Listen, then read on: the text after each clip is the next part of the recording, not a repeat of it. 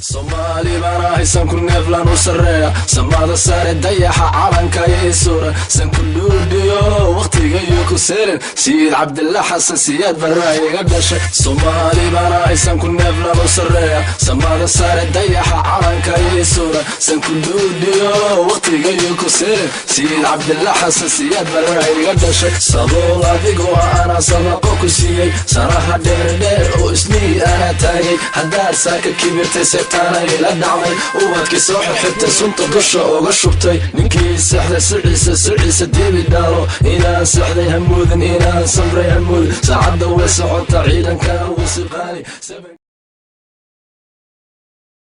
calanka yeesura san ku dhuudiyo waqtiga iyo ku seerin Sayid Cabdillah Xasan Siyaad baraayiga dhashay Hargeysa sooda Garowe sooda Jigjiga sooda Garissa sooda Xamar sooda Kismaayo sooda Buhooda sooda Beledweyne sooda Bardheere sooda Baydhabo sooda Tallaayo tallah ciidanka sooda sahrooyi diib calanka diib haddaan soo noqon wadanka u dadaal South Africa maqal saaxiibka mihi Soomaalida gubtay weligay mayloobo walee mayloobo sidaad mudin maaha Soomaali way midowday saxarkii wuu baxay iftiinkii soo baxay Soomaali waa nabad sool iyo sanaag sarag la saaku saarka noo xira sabadi goldogob saarka noo xira xajadu waa sax sanku duudub asaga ii baahan Soomaali u baahan sanku neefle anaa u sareeyo